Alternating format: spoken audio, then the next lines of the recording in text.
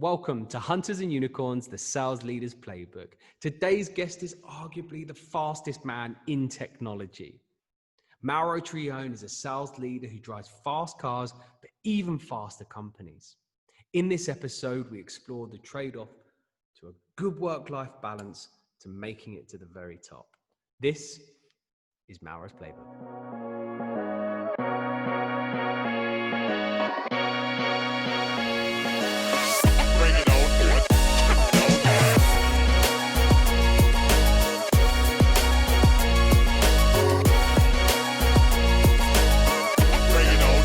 Special edition series, the 33 CxOs, we investigate one of the greatest success stories in the history of software sales. 33 CxOs learnt the playbook from one man, John McMahon, a legacy which stretches back to the late 90s at a company called PTC. They were later reunited at BladeLogic, which was acquired by BMC. What happened next was truly remarkable. These CxOs went on to become the most prolific sales leaders in the software industry. They've raised over 22 billion in VC funding. They contribute to 4% of software turnover globally, 26 unicorns, 8 decacorns, and the companies they drive have a combined valuation of 230 billion. At Hunters and Unicorn, we're revealing their playbook.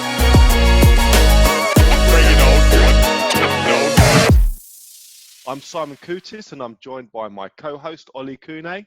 Hey everyone. And we are absolutely delighted to welcome Mauro Trione. Mauro, welcome. Thank you and welcome. Welcome. Thank you very much and hello to everybody that is listening. Welcome to the show, Mauro.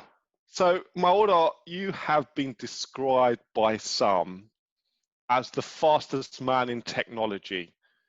What do you think about that?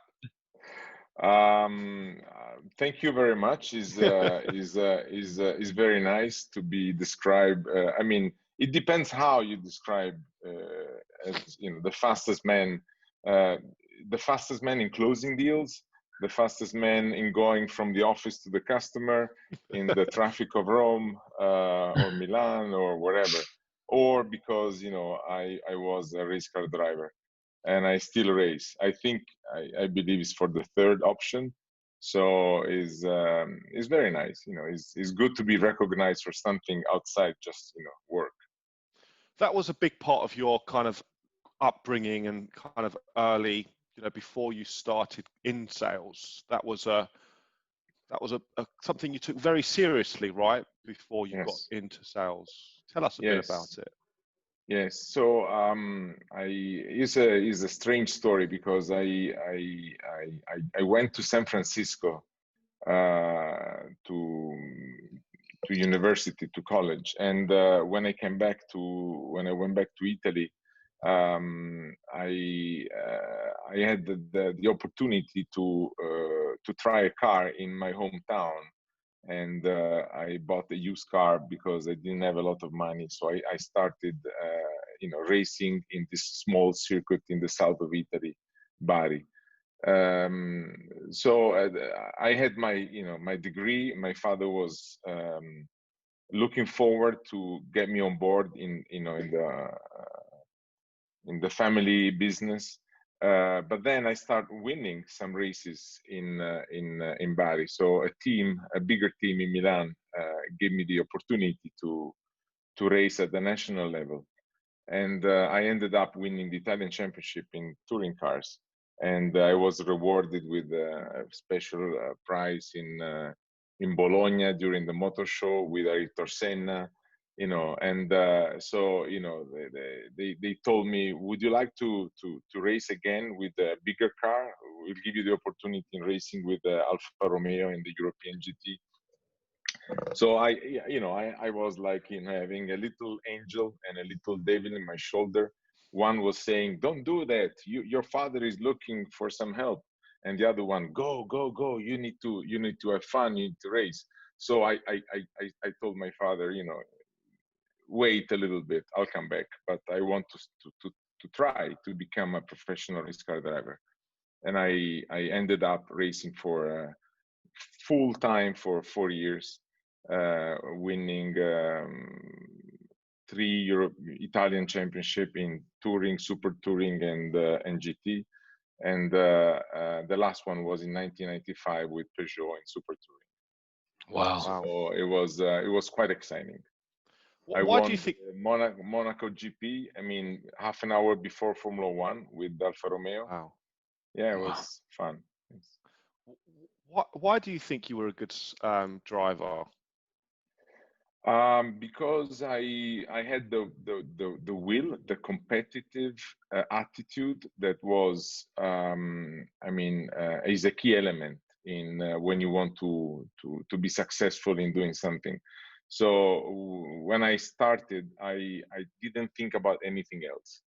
I ended up, dreaming about driving, dreaming about the setup of the car, about the strategy of the race. So everything that I had in my head was related and focused on driving and winning. And the same thing happened when I was in the car. So during the race, in my head, nobody had to stop me. Nobody could stop me. So I was physical. I was technical. I was, you cannot compare me with the real big professional race car drivers, because I started very late, and I was also big enough and heavy not to sit in a formula. But I believe that competitiveness and will were the key elements of making me win some of the title that I got. I wonder how that relates to your sales career. I think there's definitely an analogy right there, isn't there? Yes. Also because think that I went to school to study marketing for the fashion industry. So when I decided to join the racing career, I was not even aware of what software was, or IT.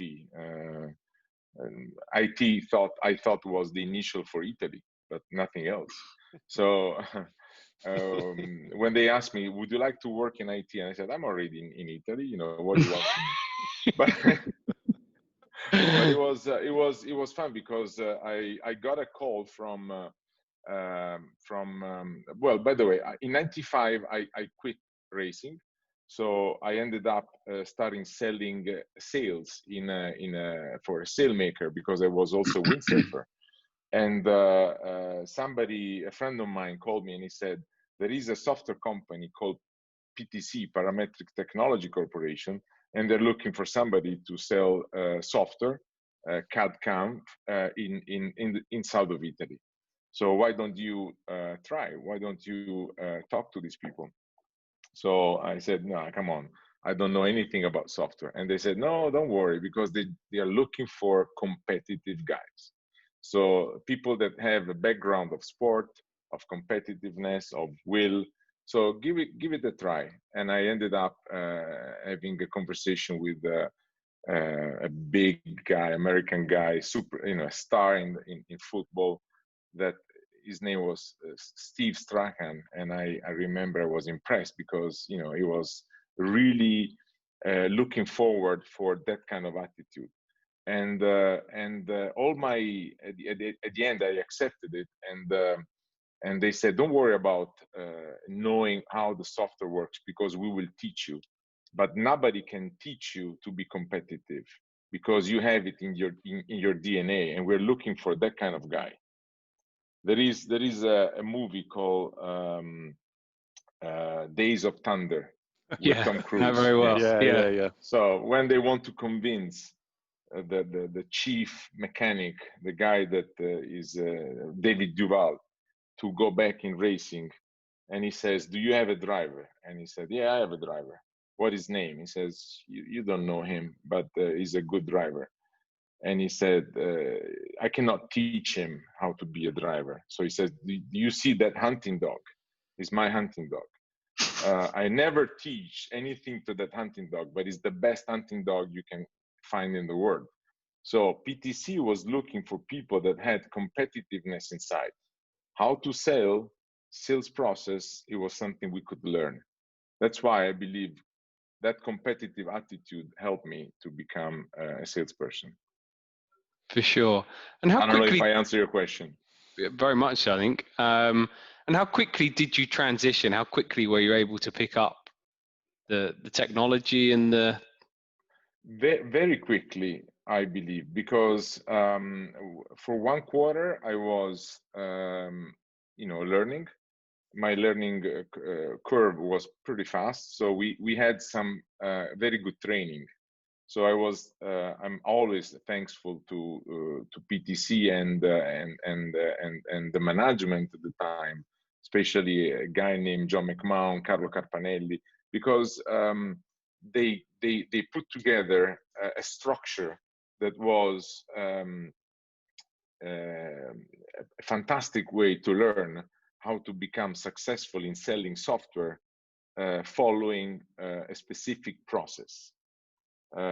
So for the first 3 months, I was just concentrating in understanding how the software was working, why it was important for our customer to look at that product, the value that we could bring, changing the way they were designing using this 3D software, and then with the process to convince them very fast that was the right thing to do. And the amount of money they were spending with us were justified by the return of investment that we put together using that process. So it was fast. In 3 months, I was able to go out and sell, and I closed 30 new names in the following 3 months in an area where before using that process, my predecessor was, I think he closed two customers in 2 years. Wow. Or something like that. Maybe I exaggerate a little bit, but it was a good run. So why were you more able to close those deals compared to your predecessor? Because we did apply that process. We follow the process in a very strict way. So, for example, we talk about MEDDIC. You need metrics, the economic buyer, decision process, decision criteria, identify the pain, and you need a champion. So we were very maniacal in following that process, in having all those steps covered, because we knew that, for example, without the champion, you could not close the deal. Sometimes other way to sell, you cut corners. Maybe you do things in a more natural way. You can be lucky and close, or maybe you end up spending a lot of time in your sales activity. So we were successful because we were not cutting corners. So and with the attitude, with the competitiveness, we were able to do it fast enough to close the deal, maybe in 1 quarter, or maybe at maximum in 2. So when they were interviewing you, were they just looking for competitive, or were there other characteristics that you were aware that they were also judging you against? No, it was not just competitiveness. It was, they were looking for, and this is what I learned, because this is what I look for now when I interview guys, is intelligence, because and definitely you need to have the will of doing things. Intelligence is, and coachability, because if you want to be, if you need to learn about something and understand why that stuff is important, okay, you need to metabolize it. You need to be intelligent enough to understand, and coachable to listen to other people telling you that maybe that is something important to do. Sometimes it happens that you see very good people, good employees, but they listen to you, but they don't understand deeply why they are asked to do something. They just do it, and this doesn't work, in a way that is the best way possible. So I believe that if you find somebody that is competitive, intelligent, coachable, and has the will, and has an integrity, okay, so that is very, is another area where, I was challenged. You have the best people around you. So I believe that PTC was doing that, not just competitive people, but with all the other characteristics.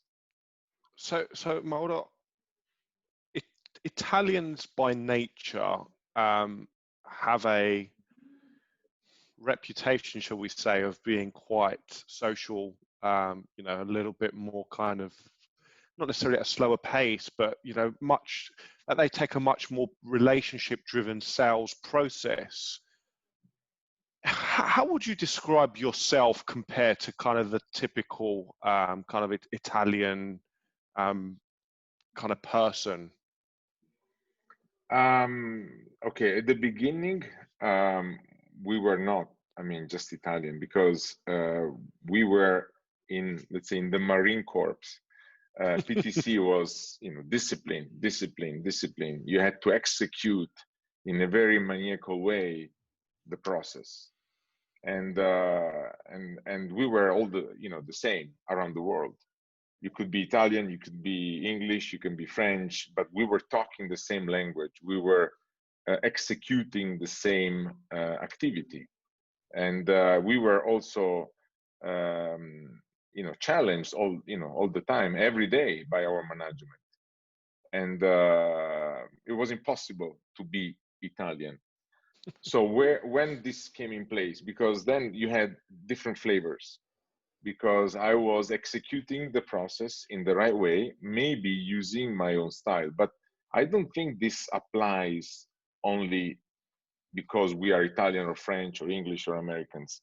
It is connected to the personality of people, because I have my own personality. Some other people, some other colleagues have their own personality. So the good thing is that you can have, again, different flavor, but with the same foundation. Okay. I think this is no, please go ahead. Please carry on. No, and then you can if you are, for example, if you move to management, you can be sure that because you have intelligent people that are coachable, that they understood what they need to do, they have the right foundation, and they have their own personality, then you can position them, being sure that the task will be completed, the activity will be done, but in a position in the company where that characteristic based on the personality will be more effective. I don't know if it makes sense. That's 100% makes sense. And actually the point that I wanted to make was that, what you're saying is that the ability to understand the kind of raw attributes of a person and giving them a process, a playbook, as you've described, whether it's the medic or the sales training that you've given, allows you to create a sales culture which is the same across every region, across every territory, and that kind of transcends every part of the business. And I think that's an amazing strategy to have been executed by the likes of John. I think, and I think this is the important part, which is what he's enabled individuals to do, like yourself, is to ensure that you're putting your personality into it as well, so that it's not robotic. What he hasn't done is he hasn't turned everybody into robots and said, right, you've got to do it this way, without putting your personality and doing it your way. And this is, visible through every individual that we've spoken to in this series, that everybody has adapted it in their own way and done it in their own style. And this is what is really important, which is why I believe there's been such longevity to the methods used, because he hasn't made people work unnaturally and against their natural grain. Yes, and I believe also he ended up being this way in the last years, because when we started, we were, most of us, we were young. Look at, for example, I have a great friend of mine, Cedric Pesch, is the chief revenue officer worldwide of MongoDB. When we joined PTC, he was 20 years old, 21, 22. I mean, very young. I don't exactly remember his age, but it was coming from competitive background. He was a national downhill skier in France. Incredibly intelligent, talented, and competitive guy. We were Marines. No personality. The personality came later. So the use of our personality as a skill to put ourselves in specific role was visible after a while. You need to know somebody enough to understand if his personality could be a value or could be a problem, even if he knows what he's doing.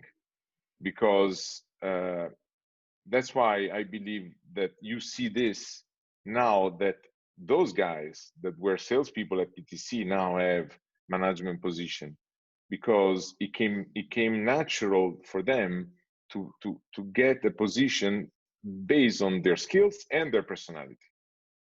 Cedric is great because he's absolutely is a maniac in the execution. Is fantastic. So it was natural to put him and help him to grow and become a great leader. I don't know if it makes sense. Some other people became very good, maybe managing partners, because they were more Italians, let's say, in that way, because in a more diplomatic. Okay, so they knew what the foundation was, and then it was applied to grow and to make a specific area more successful. I am that kind of guy. I am more diplomatic. In fact, when later we grew in companies like BMC, it was giving to me an opportunity in managing partners, because my personality was more adapt to that kind of role. Yeah. And Drake was with me, but managing direct sales guys because of his energy, because of his discipline, and because of his attitude. For sure. Makes sense. Completely.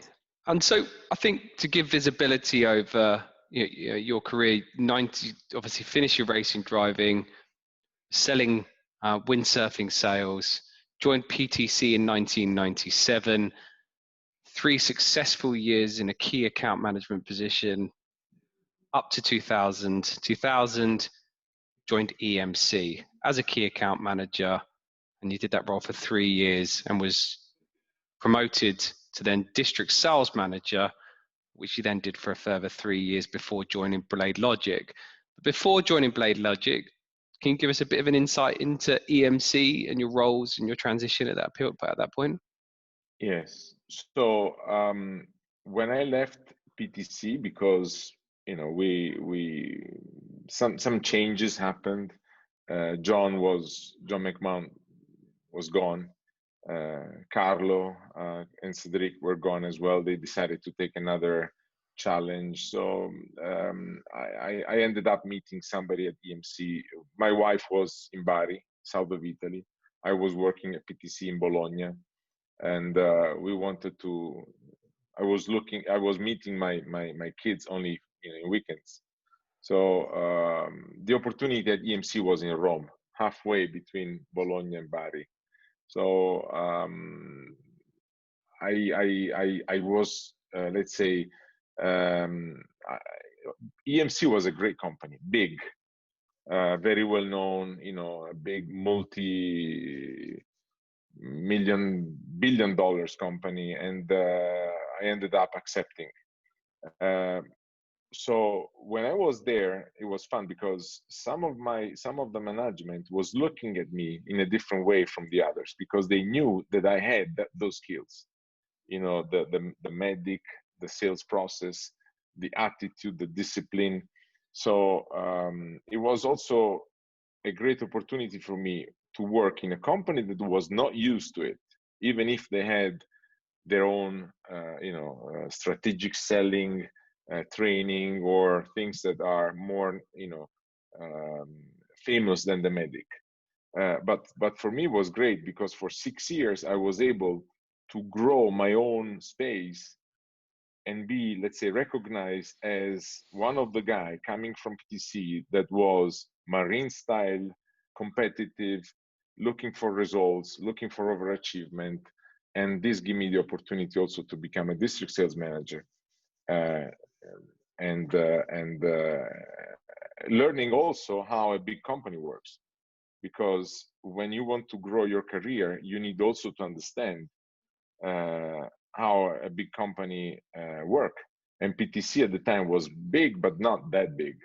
So all the back office activity, the fact that we were also selling hardware. So it was a great experience to become a better salesperson. So to transition from a key account manager to a district sales manager, how did you and how were you able to make that transition into management? And was it the fundamentals that you learned at PTC? Was that an influence, and did that help you make that transition? It was a natural thing, I believe. Everything is inside of you. When you also grow as, you know, as a man, as a person, not only as a sales guy, you become more mature. So I was definitely ready to, in my opinion, to manage a bigger team. As a key account manager, I was already, let's say, working with people because we had overlays because EMC was a big company with different products. So the key account manager was kind of leading this virtual team. So it was a natural path to then have your own team. So and it was fun because EMC was looking for a new market, a smaller company. They acquired General. I forgot the name of the company. Anyway, they had a new product called Clarion, not just a Symmetrics. So they gave me the opportunity to go after a large number of accounts with a big number of sales guys and supported by the channel. So it was an interesting task. So it was not just a natural growth as a manager in the regular EMC. It was to go after accounts as a hunter. The same thing I was doing at PTC. So again, it became natural for me to do something using the skills and the personality that it was successful at PTC and now could have been successful at EMC. Yeah. The ground field where I was operating was exactly similar to the one that I was used to. So it became very natural to go in that position. We were called the pirates. Really, we had they give us a specific T-shirt with the skull and the bones in the team because we were the aggressive sales force looking for smaller accounts trying to sell storage to company that until then never bought storage before. So it's amazing. You're saying that in a company like EMC, where big, large corporate, right, it's very easy to kind of get lost within that. But you built your own kind of almost mini reputation, your own kind of Marine Corps within that. Yeah. Yes, and it's also because a couple of guys coming from PTC, they ended up in management position at EMC in Boston. There is a guy named John Hanlon that was at PTC. He was my boss for I think 3 months before we left, and John, he did the same thing that I did. He left PTC to join EMC, and he was leading the commercial market. That was exactly the same area where I became a district sales manager. So I think that EMC put me in that position because starting from Hanlon in Boston, they were looking to build a commercial division based on those characteristics. So Hanlon, I think he went around and he said, okay, are there any PTC guys at EMC? I want them because they will be part of my team. So they talked to the country managers. I believe they put us there because of that particular reason. Wow. I think that's a big testament really to the recipe that was obviously put together at PTC. And I think, you know, for the sake of our listeners, I think you just need to appreciate this was 30 years ago, right? This is not yesterday. You know, this is a strategy, a playbook, which, yes, it's evolved, but it was proven and it was really having incredible results. And yet, you'd say the vast majority of that teaching is still being implemented today. And still not recognized by lots of software. It's different. Now I think it's more visible because there are big organizations that do enablement. Just to give you one name, because I love them, Force Management. Yeah. John Kaplan. He's going to be on our show. My great friend, John Kaplan. I mean, you can feel the DNA of PTC in everything they do. So, and that activity, and John was able to make it evolve in something much bigger and more structure.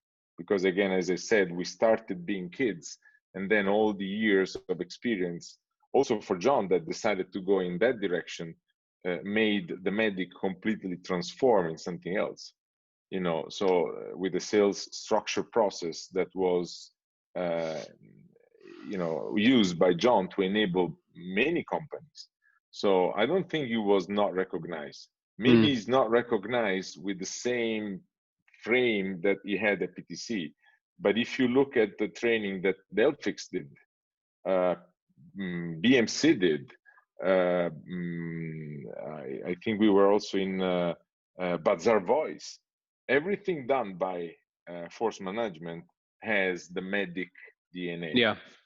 I suppose what I meant by that is that if this is such a tried and tested model, then why is not every software company using the same methodologies and strategy? Because not everybody believes that is the best way to do things. Some people, well, I can also speak for myself. That diplomatic and Italian style did influence the way of I was doing things, even if I had the foundation that were the right ones. So sometimes you also believe that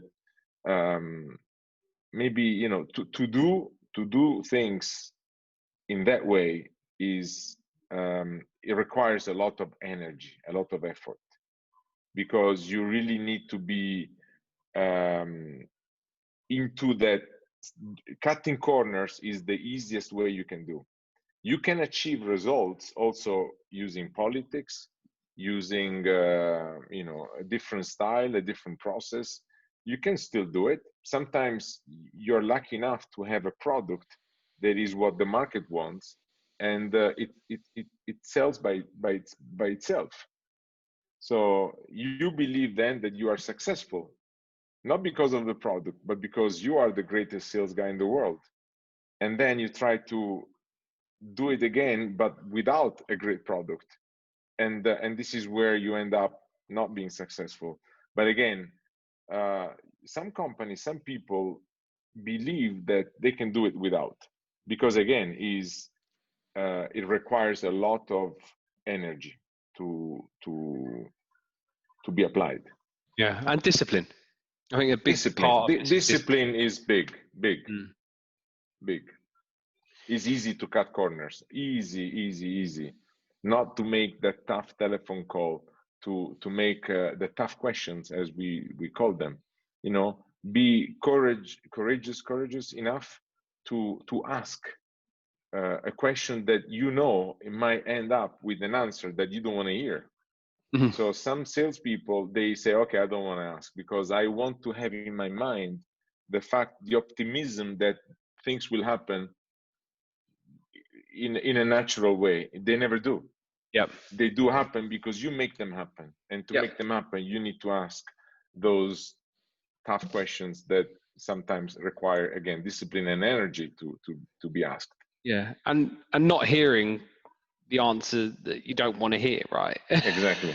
Which is then building false positives over forecasting, etc., which is what Medic prevents, right? But exactly, because Medic was not built as a sales process.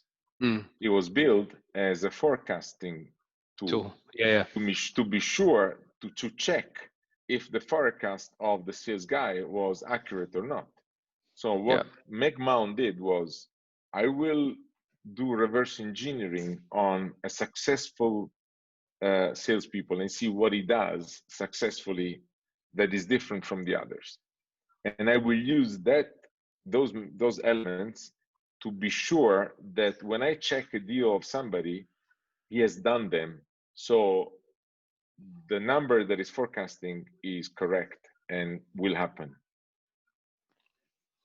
It's incredible, absolutely incredible. So moving on, EMC, a knock at the door in 2007 by Cedric, was it? EMC, yes. Cedric knocks on your door for BladeLogic. Yeah, but we became friends at PTC, so we ended up staying in touch as friends. Also, when I was at EMC and he was at Think3, and working in a big company sometimes is not fun. Let's say this. So it can be good. You can create your own career. You can end up sitting in your big office with 2 assistants, looking at a big screen with full of Excel files.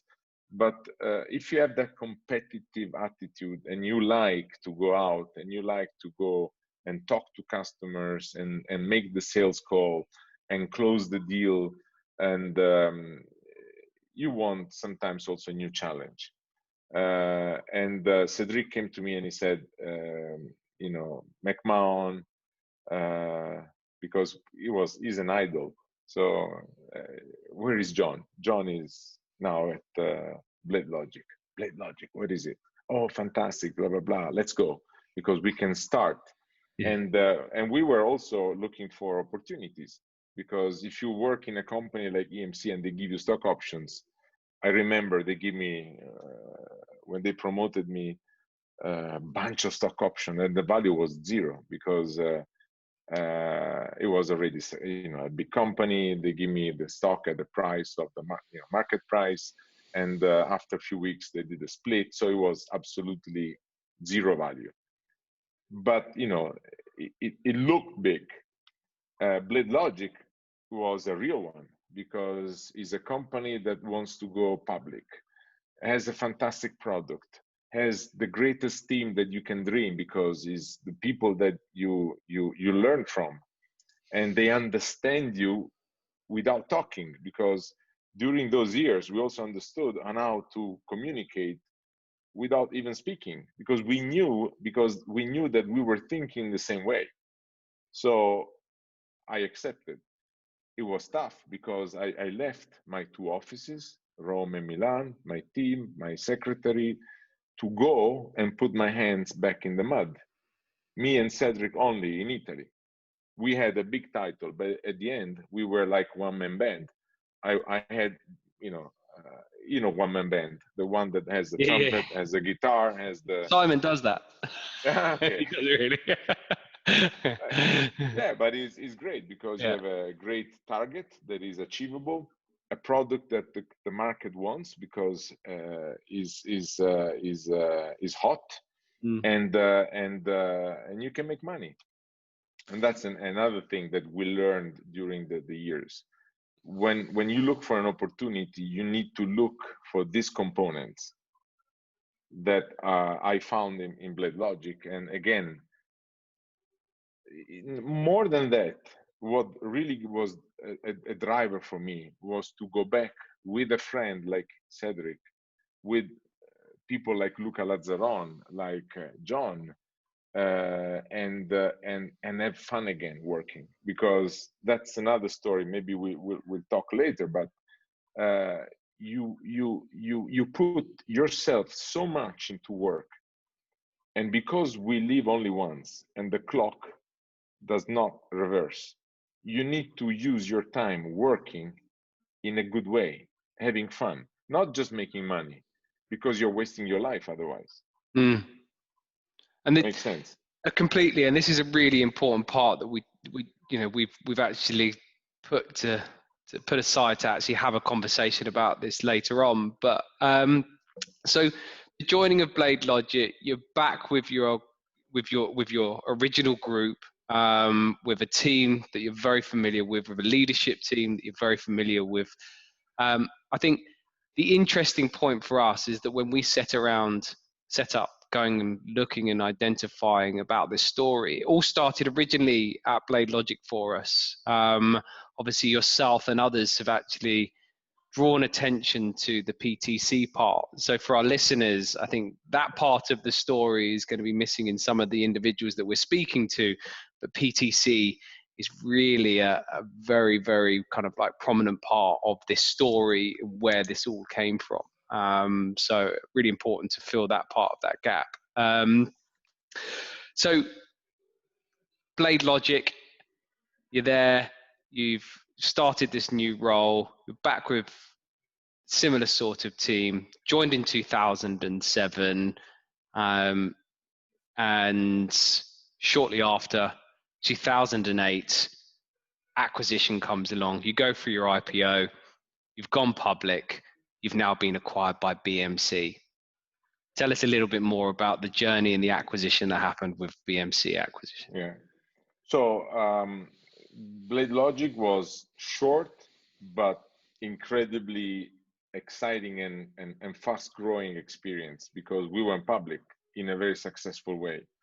So we were sincerely looking for a natural growth as a company. I think it was at the end of few months later, the IPO. I remember David Ceria ringing the bell with a Marinella tie that I gave him just for that purpose. So I was very proud. He was wearing an Italian tie when he rang the bell at wow, in the stock market. And so we said, what's going to happen? And the answer was, no. Because you know that if you are a successful IPO, there is a big risk that a big company will acquire you, because it happened. It happens. So the answer was no. We're gonna grow. We're gonna hire. We're gonna attack the market as never before. And then each of a sudden we were invited at the answer. The news arrived in Italy and in France. Everywhere says we were acquired by BMC. So we knew that BMC was not the company with the DNA of BladeLogic, but not close, far away. We were like water and wine, devil and angel. We had that feeling about those guys. Sincerely, I now I have a big respect. I cannot talk that way, but we thought they were sleeping people. And we ended up going in Nashville. This is a fun story for the kickoff of BMC, and as a division of BMC, BladeLogic, we thought that they were going to fire all of us, because again we were not the same kind of guys. We didn't have the same training. They were talking a different language. They were using a different process. So we said, okay, we're going to Nashville, but because we have to do it. But maybe we go back and we'll find a letter in the mailbox saying, thank you very much, but please go. So So I remember they organized some trainings, and you know, a couple of friends at BladeLogic says, Mauro, this is boring. Are you gonna listen to this? And I said, come on. There were so many guys you could hide very easily, and disappear. So there was a beautiful golf course next to the Nashville Hotel. So I remember I called RVP Sales. I don't remember who was with me. I said, okay, let's go and organize a 4-ball. Let's go and play golf. So we kind of, you know, disappeared very slowly. Nobody saw us, and we booked a tee time. We went to the golf course, and at the first tee, we found another 5 or 6 golf carts with all the PTZ guys, the BladeLogic guys. Everybody had the same idea. What are you doing here? Oh. And McMahon was pissed. He was very upset because he discovered that, you know, we were all gone. And at the end, the reason was that, you know, BMC was not just looking for the BladeLogic product. They were looking for the BladeLogic people to change, to transform their attitude using our, let's say, energy or skills.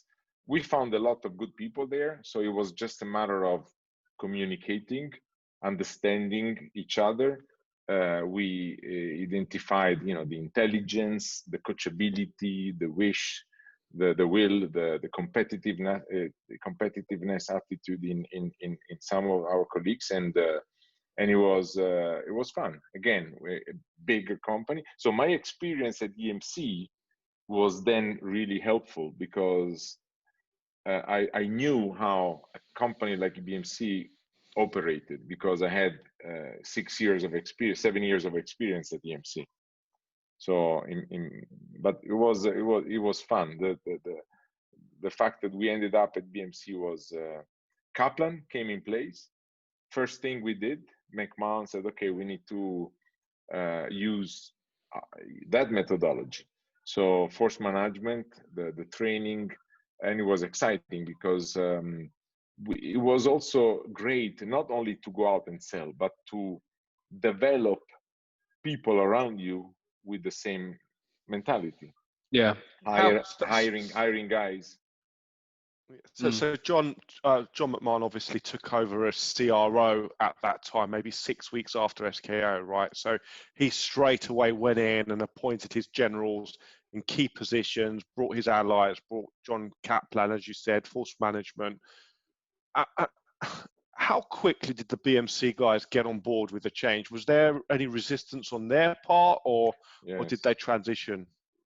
No, it was a big resistance. But the good thing was that the key elements were people decided by John, by David Ticceria, and Luca Lazzaron became head of sales in the VP of sales in EMEA.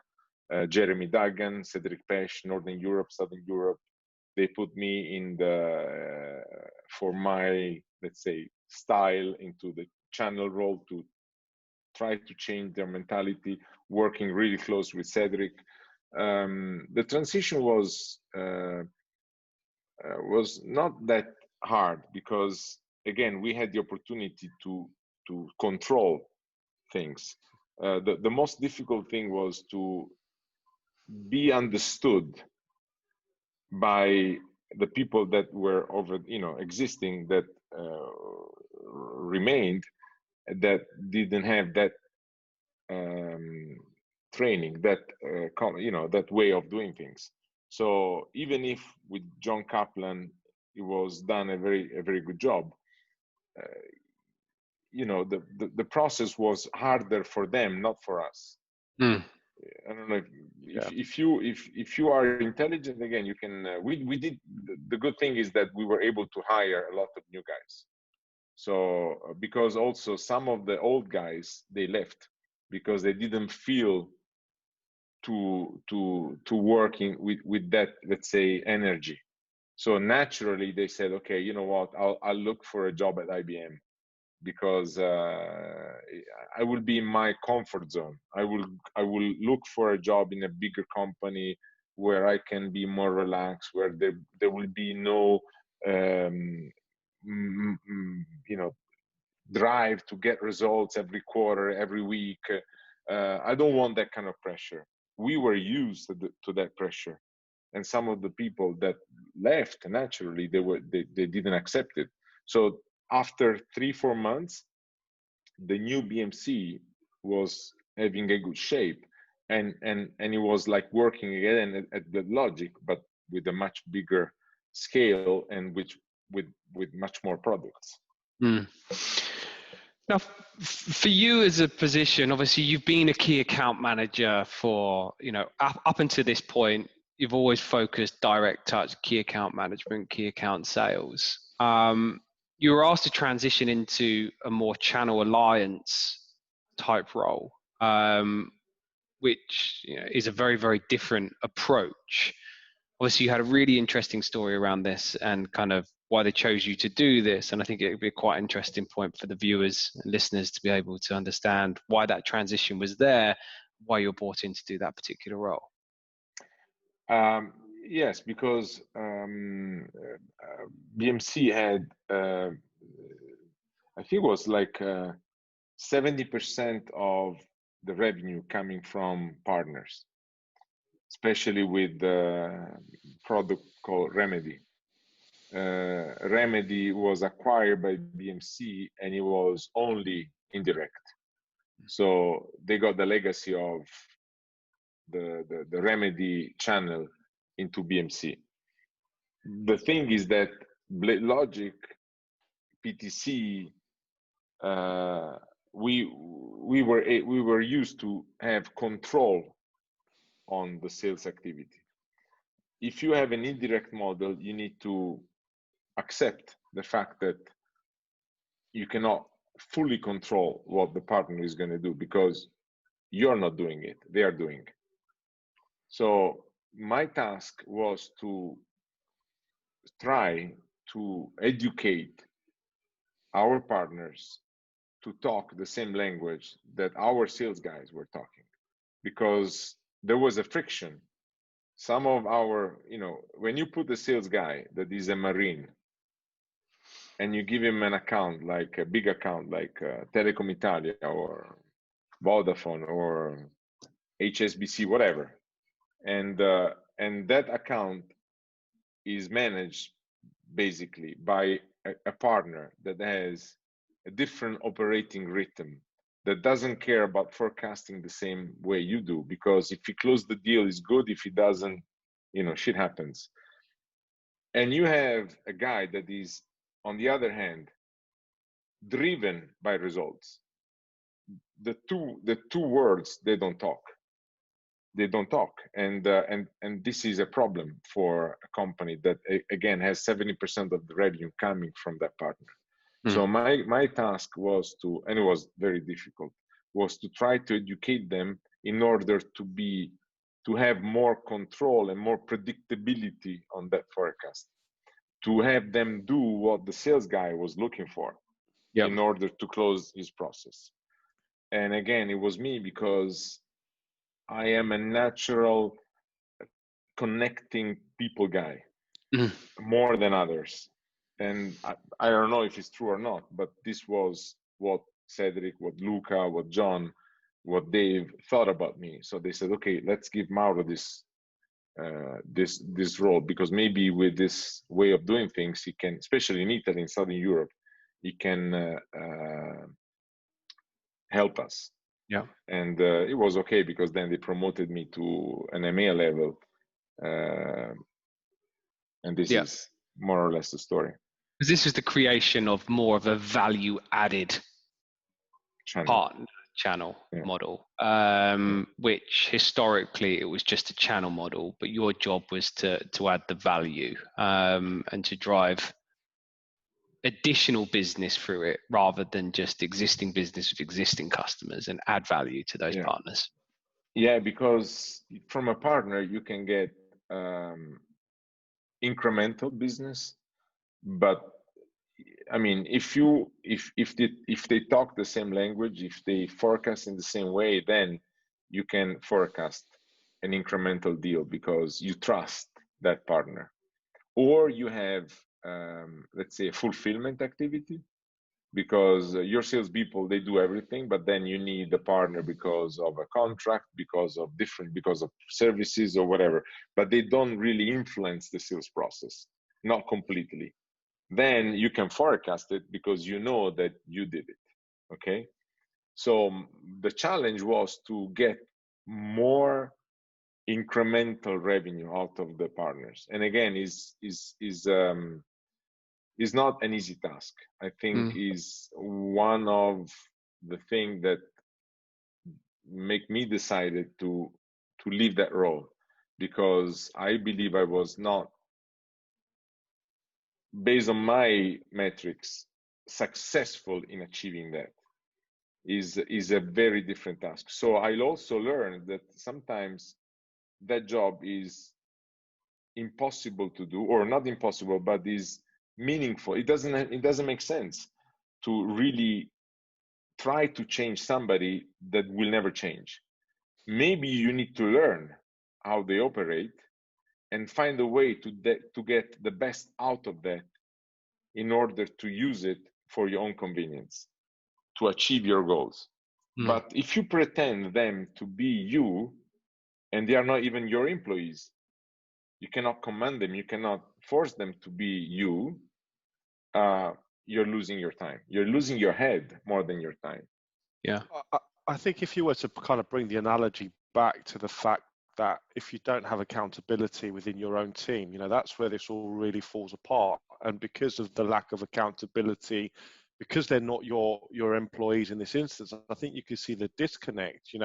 If you just had this medic playbook that you're talking about, that you've had the success, but you didn't have that accountability from your employees, you would probably be seeing that similar frustration to what you were seeing in your partners.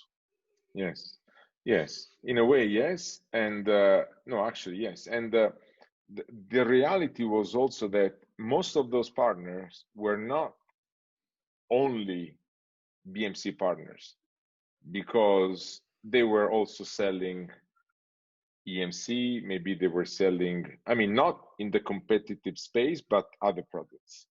So we were not, they were not driven by the fact that either you sell or you die, or you sell BMC or you die. You know what I mean? They were not hungry enough. So in fact, I believe that the most successful partners that want to learn how to become you, and because they believe in that your process is successful, are the partners that are just selling one product. They are like smaller boutique partners, specialized. They don't have an alternative. So either they really do revenue with you, or they fail. And this is where they start being competitive, disciplined, coachable, because is the same drive that we had as a sales guy, because we were driven by commissions. So if you want to make money with commissions, and this is where another element comes in play, make the compensation plan healthy enough to make a guy want to go after that compensation plan. Because sometimes in the big companies, the variable part is much smaller than the fixed part. So they like to stay in their comfort zone. Yeah. So if you find a partner that is mono product, or they want to really be specialized, it helps to merge in an easier way. If you have like a big company, like a system integrator, you're just one element of many, and is a nightmare to believe or to try to make them do the same things that you do. For sure. Even if you have like big press release saying strategic alliance with Accenture, with Capgemini, blah blah blah. But at the end, is a big thing. But when the two teams talk, is difficult. It's really difficult. So obviously, after that stint at BMC, you went back to EMC. Yeah. But I think this is around 8. Yeah, I think this is a really interesting point for you, though, right? Because this, I think, was the point when we last spoke, was a kind of a check and balance of where you are as an individual, what sacrifices you're making, looking at your work-life balance. And I think this is a really interesting part to you as an individual at a particular point in your career. Maybe you can tell us a little bit more about that particular time. Yes. As I said, inside I knew that my channel role was not because the channel was not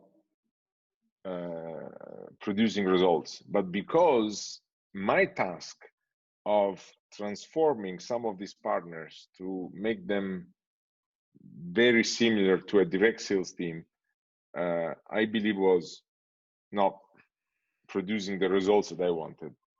So I'm a sales guy. So you can call us VP managers, but everybody, we are salespeople. So we want to be able to control completely what we do. As a race car driver, I like to control things, because if you don't control your car, and your car drives you, I mean, you can say really, you're fucked. I'm sure the average age is going to be over 18 here, so you're right. I'm sorry for my English, but I don't know if it translates in the right way. But you want to have control, so I said, okay, I was having some tough conversation with Cedric, with Luca, because again, EMC, where I left friends because I didn't leave EMC because they kicked me out. Some people look at a CV and they say, oh, look how many changes, because most of the time is because the relationship breaks and the guy either leaves or is forced to leave, let's say this. So in my case, I left EMC leaving friends. My boss was a friend. He was happy with what I was doing. So they were looking for a change. EMC in 2010 started to a journey to become not only a storage company, but a software company. Basically, they were already a software company without knowing, because they had inside the storage a lot of tools, a lot of software components to manage data. So they created a division called Ionics to do what basically in an area BMC was doing, IT service management. It was a great challenge. So they said, you went to BMC, you went to BladeLogic, BMC. Now you are not. You came from 7 years of BMC, so storage, hardware. Now you have knowledge about software, about what is important to sell software. That is different of selling hardware. How this changes the process of doing things in a company. So you learn how to be a manager. Come back, we'll give you more money, and you can have a nice role in a company like EMC, being responsible of sales in Italy, Germany, and France.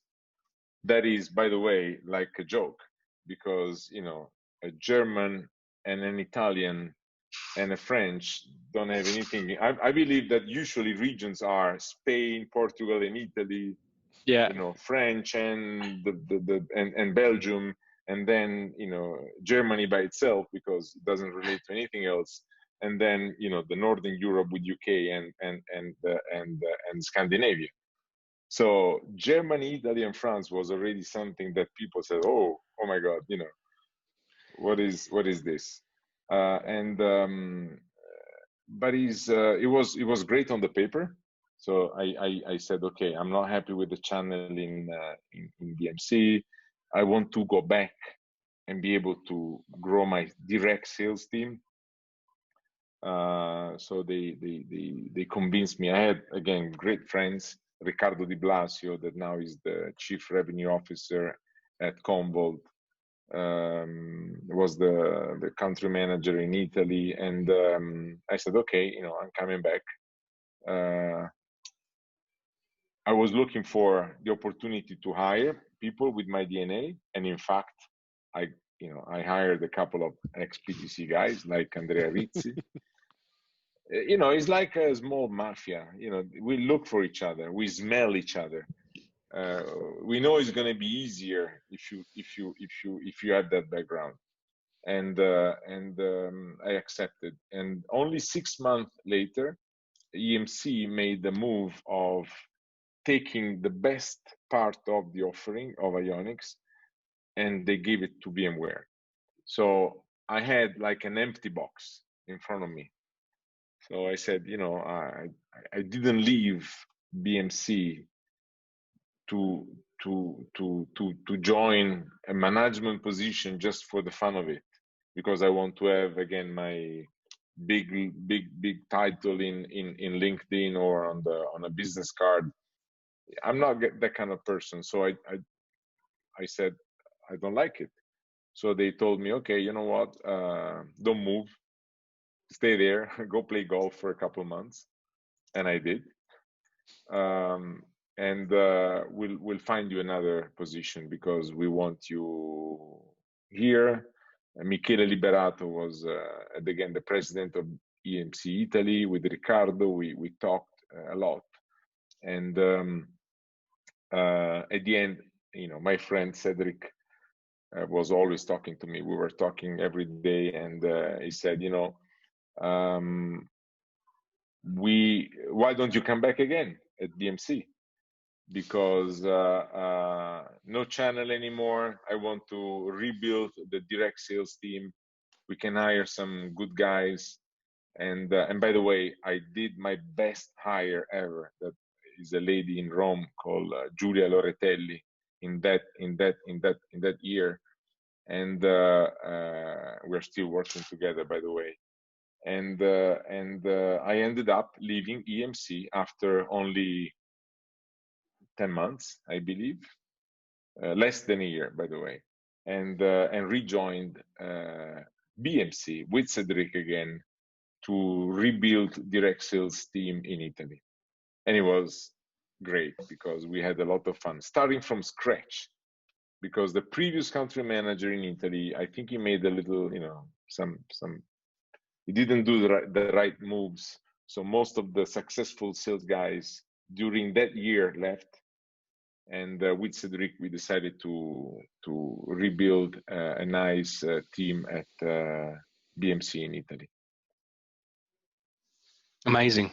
And I think, at that point, was that the point where it was a point for you to kind of look at the sacrifices that you would make? Was it the enjoyment side of things we spoke about, that you had to think about your health, you had to think about where you were going as an individual and what you were sacrificing?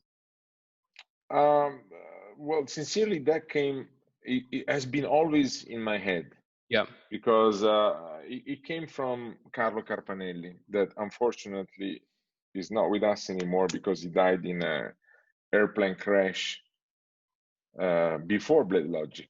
And Carlo had a screensaver on his laptop with a clock, because the clock is running. He was telling us this story every time. He says, you cannot go back, so use it. Either you are with your family, either you are driving a car, either you are selling, whatever you're doing at your best. do it at your best, because again, it's your life. So I made the calculation that a successful sales guy with our energy spends more than 75% of a day life working. Even in the weekend, we are connected on the phone, we talk to each other, we talk to customers. We always think about sales. We're in the shower and we think about, maybe, it was having it inside. So I said, I need to have a job that will not require a vacation from. Okay, I need a life where I don't need a vacation from. So going back with Cedric, that at the time was also a different person, because again, we are talking about years. We are talking, as our conversation has been on for less than an hour, but we described like 20 years of activity. Of course, yeah. Yes, and so Cedric was not a 22 years guy anymore. He was a 40 years old guy with a different experience, with a different mentality. So it was more fun to work together, and that's why together, I believe, we decided to leave BMC and join, again, for a short amount of time, a company named Bazaarvoice. Because David Chieri was there as well. David Chieri was there, wasn't he? McMahon, Ticeria, Luca Lazzaron. I mean, we had everybody again together, trying to change the way of selling in a different world, because we were talking about social media marketing, rating and reviews, something that we were completely not aware. And I go back to the initial point. Do you need to be a specialist of something to sell it? No, you need to know how to sell, learn what that product can make for a customer, and then apply the playbook, and you can be successful. And we tried to have, to try something new in a different space. we were dressing a different way, because when you go and sell social marketing, you talk to marketing people, and our office at EMC, at BMC, they were very, let's say, old school offices. We were wearing always a suit and a tie, very formal. We went to Bazaarvoice and we were having no ties, no shirt. The office was an open space with ping pong. We had Google style, and we were not used to it, but we were looking for something fun to do. And because again, life and time have a big impact on the decision that as a growing person you do. When you're young, you don't do it enough. When you start becoming 40, 45, 50, your clock is running fast. So you want to really, you look for something exciting to do, because again, your time is more valuable when it goes to the end instead of the beginning of your life. And the impact of this and my health came later, when I left Bazaarvoice to join Delphix. A few years ago, I got sick. I got cancer in my throat. I have a big scar in my neck. I had 2 operations, 2 surgeries to remove it, and I'm healthy. I'm super healthy. But my brain started really swinging about the clock, and how fast was running, and how difficult it was to control my, let's say, destiny based on things can happen. So I decided to start racing again. After 23 years, I'm racing now in the NASCAR European Championship against people like Jacques Villeneuve, Anthony Kumpen, Alon Day, Gianni Morbidelli, my new teammate. Yeah. And I decided to do it with my son because, you know, who knows. And more than ever, I try to do my job smiling and having fun, because I have the skills. They're with me now. For, you know, I have my personality. Nobody can change it. I don't care if somebody doesn't like it anymore, and I believe that I need to use time in a way that has to be the right one. So I did some. I took some decisions based on this. Do I look for you know, big role and again another opportunity, career opportunity? No. Do I make enough money to enjoy what I do? Yes. Spend time with my son. By the way, graduated in Charlotte, North Carolina, with a golf scholarship. Hey, congratulations! Went to work for Accenture, and now he's in a Swiss bank in Lugano with us. So is fun, because everything that I had in mind already about that clock running, with a personal experience related to the fact that I got sick, even if I was lucky enough to now I'm super healthy, it made me think that maybe we need to, again, more than ever, have fun. Yeah. And still work. That clock that you're referring to, you're obviously referring to Carlos's clock, right? The one that was on his screensaver. Yes. Was that something that you were aware and always had at the back of your mind throughout your entire kind of career? Because you are talking about something that happened, what, 25 years ago, right? Was that always at the back of your mind, and were you always kind of conflicted? Am I doing the right thing, or were you just going with it? At the beginning, that clock was the quarter is running. Yeah. Yeah. I think Carlo at the beginning had it to show that, you know, yeah, Q1 was already closing. So, you know, it was not related to quality of life or anything else like that. But then it was not true, because Carlo was a guy that I saw for the first time that was different from anybody else. By the way, I mean, Carlo and Cedric, Luca, but Carlo and Cedric may have a big impact on my personal life and career, because I believe that two completely different people that combined together in a great way, in fantastic way, and I learned a lot out of those two guys. But by the way, with Carlo was not.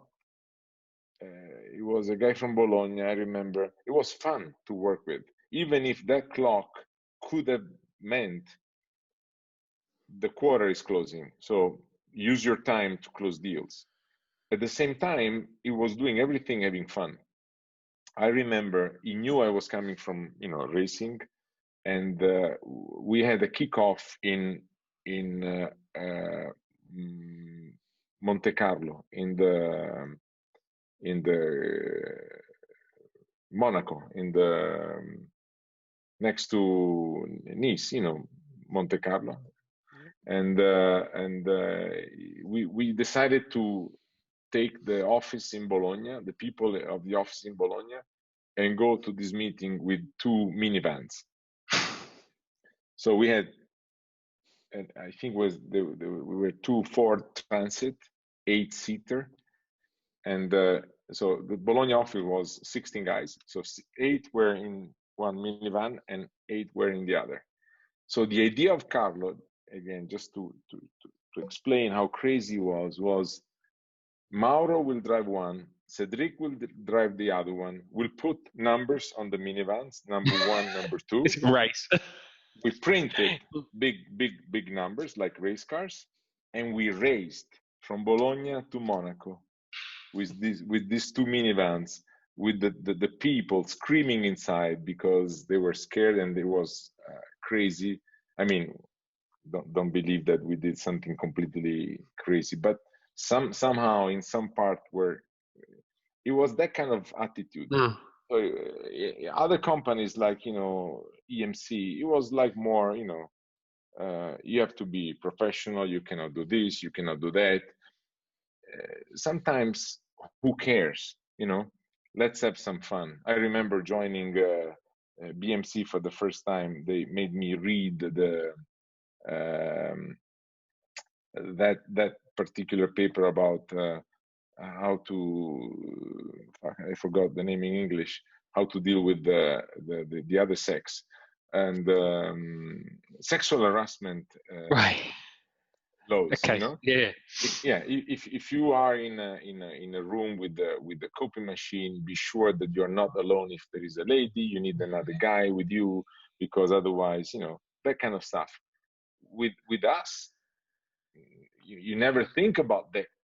Yeah. Of course, if you grow up as a manager and you grow in a company, sometimes you need to have it. But again, that mentality, Carlo, gave us this, have fun, because if you have fun, you work better, you produce more. You need the foundation, but you need to have fun. Makes sense? Yes. Completely. You only live once, right? So. Yes. So yes. all of these learnings, right? There's obviously been a vast journey. There's been lots of different things. You've learned playbooks, you've learned strategies, you've learned diplomacy, you've learned to have fun. How would your team describe you from a management perspective? How is this? What's the new version as a manager of Mauro? Well, again, I don't manage a big team now.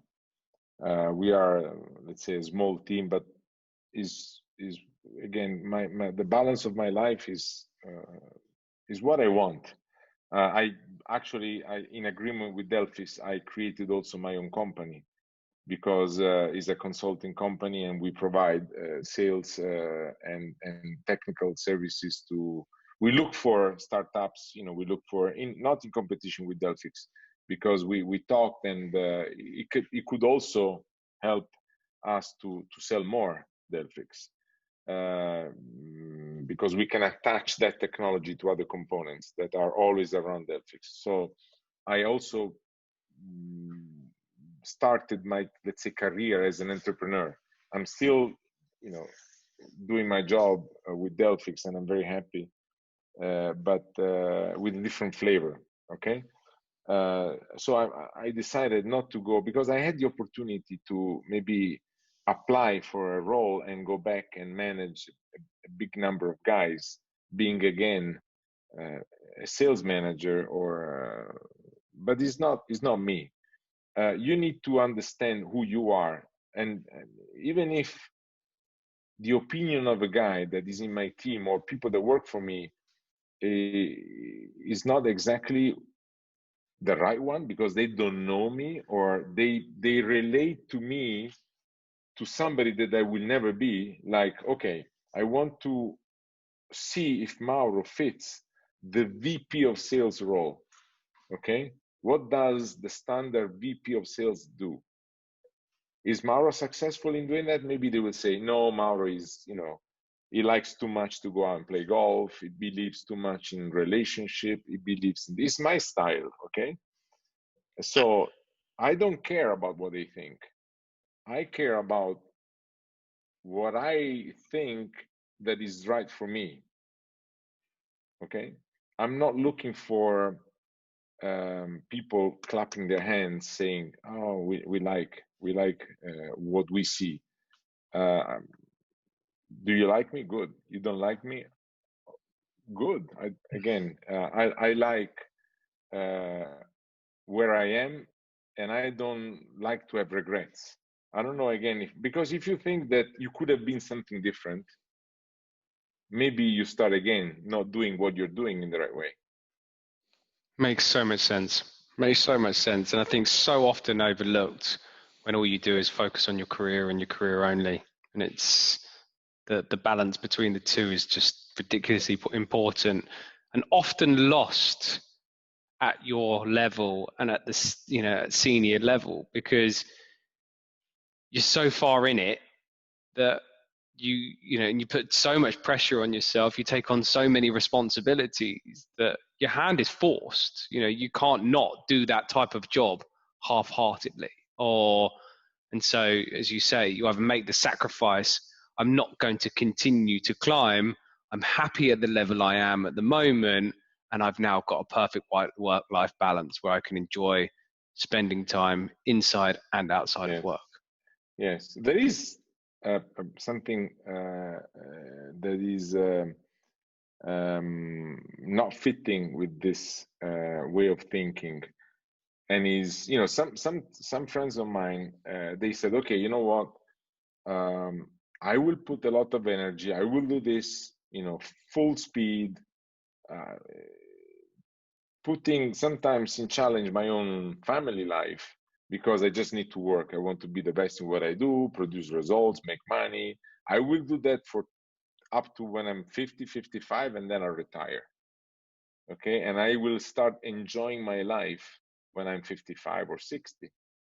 Okay, maybe it's good for them, but I think it's wrong, because, you know, something can happen, and then each of a sudden, don't get the opportunity. Didn't live your life, because it would, you know, look at what happened to me, cancer. I'm lucky again, and thanks God I'm lucky, but it could have been something completely different. So do you think if you didn't get cancer, maybe you think you can do something tomorrow, but that tomorrow will never come. So my point is, maybe it's the right thing to do, and you can really do as much as you can. Maybe you can do as I did, but then there is again an opposite part. I need to work until I'm 75, because I spend every dollar that I make, because I don't make enough like the big managers. You have an expensive hobby. Fast cars. It's just I go windsurfing, I go with my mountain bike, I do enduro racing with my mountain bike, I go skiing. I like to live. I don't like, I told my son, forget about having dad putting, you know, you in a bank account, you know, some money, because I'm not gonna save any money. And, you know what? So I said, I will invest in your college, like with my daughter, same thing, because I want to teach you how to become productive. Because if you are able to produce money by yourself, and somebody teaches you how to become productive with the right rules, you will never suffer to be able to maintain your lifestyle. Okay, but if you rely on the fact that your father is rich and has money because you work so much and he put some money in his bank, maybe you never lived with your father, and when you have his money, you don't know how to do with, you know, anything with that amount of money, and you will waste it in a couple of years. Do you think because they didn't teach you how to be productive? 100% totally with you on that one. Do you think if you weren't to have got cancer and had that sort of life expectation coming, closing short, do you think that would have changed your decision? Or did you make that decision before that? I did it before. Okay. So that was the proof that the way I was thinking was the right one. Amazing. What a life. Yeah, great. I mean, it's so insightful. Mauro, just going back to this this kind of story that we're telling today, is there anything else that you think we've missed, or anything that you think is important that we haven't covered in terms of the different elements that you think are important that our listeners would want to find out or hear about? No. I think that we can recap saying be yourself. Look for. That's actually our next question, which is, what advice would you give to our listeners that are looking to? Yeah. So, what is the advice that you would actually give to our listeners? No, I mean, everything is. I cannot give an advice, because I believe that I would be arrogant to say to somebody, do what I think is right. I believe that the advice is look inside yourself.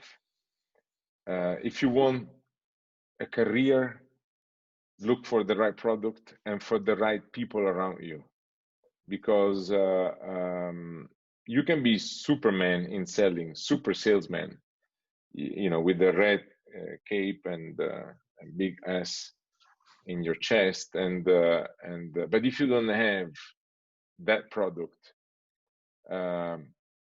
maybe you can sell once, but then you have to disappear, because you know the market does not give money for free. Okay, so you need to have the product that is the hot one, because a great sales guy is always looking for the great, you know, a great company, great product to sell. A great company, because you need the right people that will give you something, not just give you orders. They will give you something as leaders, as leading examples. So look for people around you that have the same DNA, that you can talk, that have intelligence, that have will, that have coachability and integrity. Look for a job that can allow you to have fun, as I said before, because life is one. The time is running and it doesn't come back. So that's my only advice. And again, is everybody can take his decision and do what they want. Every personality is different. It can be good for me, but cannot be good for somebody else. But for me, is what I think is good. And that's the kind of final question that we always ask. In your opinion, does the hunter actually make the unicorn?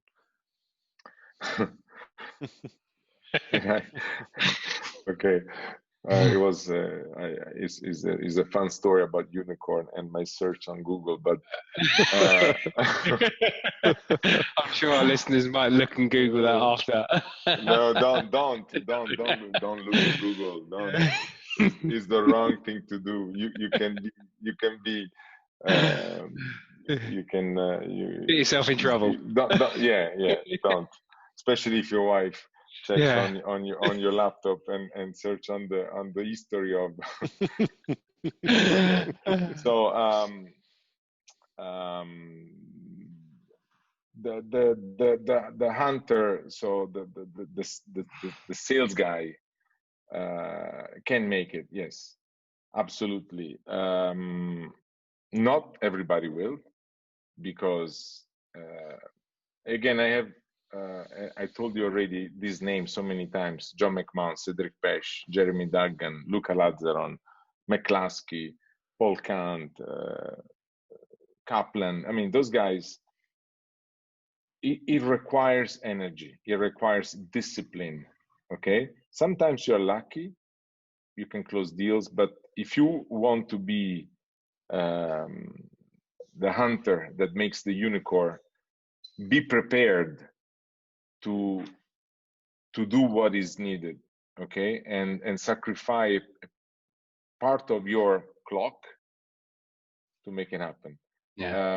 Be smart enough to find a way to have fun in the meantime, but you definitely can make it. If you think that you can make it without that discipline, without that sacrifice, without that intelligence and the wish to learn, to understand, forget it. I think what you're saying there is, sorry to interrupt you there, Simon. I think what you're saying there is John McMahon's hunters can make the unicorn. Or at least the people that are following in that. I mean, I have those guys as examples. They really are for me. I mean, sincerely, as you said, if you do a statistic and you see the rate of success of people coming, Jeremy Duggan again, John, Luca Lazzaro, Cedric Pesch. Cedric is a great example. They all come from John's school, but John is coming also from somebody else's school because he didn't learn by himself. And I believe that our I work at Delphix, and most of the people at Delphix did not come from PTC, and you know, some of them are really successful as well, but because what John did is, you know, look at the elements that are a common element in the success life of a successful sales guy, and he named them by the medic somehow. Maybe in other companies they exist, but they are recognized in a different way. Okay, so it doesn't matter how you call them. If you come from PTC or if you come from EMC, you have great example of successful people, and you tell them, did you apply the medic? They would say, what is the medic? I don't know. But if you go back and understand with them, and you do reverse engineering of how they manage activity, they will tell you that they did the same thing that we did. So I think it's a really great place to end, Mauro. So I suppose I just want to summarize what we've heard today, because I think today's episode has really been about decisions. I think that's a good way of kind of summarizing, because you started early on in your career where you had the devil and the angel on your shoulder, where you had a decision to make. You know, do I go and follow my passion, or do I go and follow my father's footsteps? And I think, you know, what's interesting is, yes, you obviously did your race, you became a professional racing driver, you had your success. That competitive nature obviously gave you the opportunity to then go on and have the success that you had within kind of software sales, where you met an incredible group of people that taught you playbooks and strategies, and gave you the options to be able to take your career to as far as you wanted to, because you had all the attributes, you had all the skills, you had all the raw materials. But it got to a point in your career where, again, it was about making the decisions that was right for you. Do I just want to look back and just think I've made an incredible career, or have I lived an incredible life? And I think that's what I'm hoping that most of our listeners are going to take away from today's episode. So once again, I really want to thank you for taking the time to speak with us. You've been a fantastic guest, and I hope that we'll get the opportunity to be driven around in one of your cars somewhere in and around. So I'd like to see just how fast you are. Reputation, because your reputation definitely precedes you. So once again, thank you ever so much. Thank you very much. Thank you, guys. Thank you. It was a pleasure for me. Thank you for the opportunity. Is a good way also to take memories that are maybe stored in my head and see them in front of me, because, you know.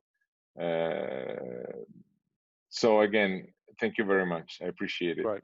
Thank you so much. Thank you so much. So to our listeners, thanks for tuning in. If you like what you hear, please comment, share, and like. Feel free to get in touch. We'd love to hear from you.